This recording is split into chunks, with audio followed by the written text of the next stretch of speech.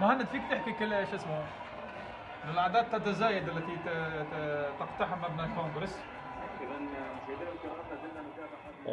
Je m'appelle Mohamed Khassib, je suis journaliste tunisien. Je travaille pour la KFT arabe pour presque 8 ans. Je suis un programme éditeur en anglais. En français, c'est presque le rédacteur en chef. Bon, je suis responsable de construire les bulletins de news, les journaux, et de diriger l'équipe de rédaction. Voilà.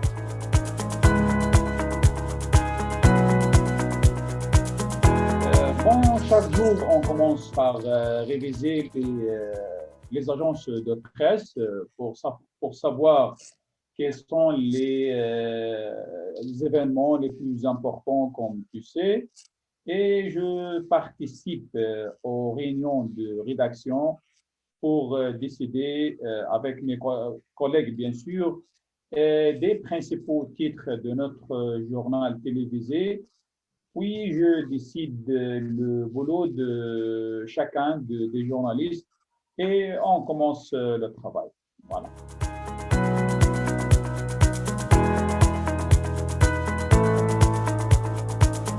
Être un rédacteur en chef, cela veut dire que tu dois être attentif et tu dois aussi être prêt à travailler sous pression et assumer la responsabilité de diriger une énorme équipe.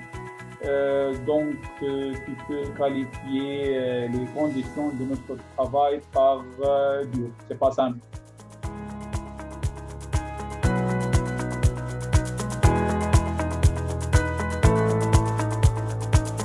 Donc, en effet, le journalisme était le métier de mon rêve depuis mon enfance.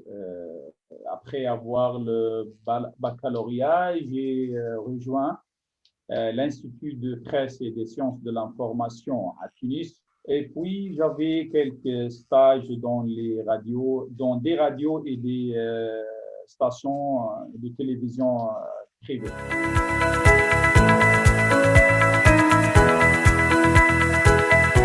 Savoir le français, c'est normal. Ça vous donne un avantage parce que la langue française, comme vous le savez, c'est presque la 10e langue dans le monde. Et à part ça, apprendre le français ou n'importe quelle autre langue, ça vous donne un plus. Et ça vous donne plus d'opportunités dans le marché de travail. Le journalisme, c'est la langue. C'est pas suffisant de savoir des informations ou d'être cultivé si tu n'as pas une ou plus de langues à part de ta langue maternelle, si vous voulez.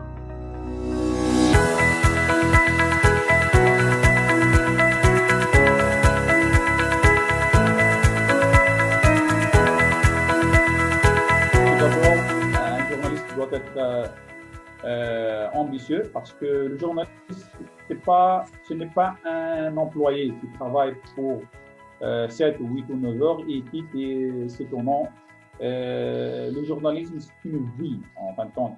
Dès maintenant, les étudiants du journalisme doivent commencer à construire une culture universelle, globale si tu veux, et dans tous les domaines, dans tous les secteurs, que ce soit politique, scientifique, géographique.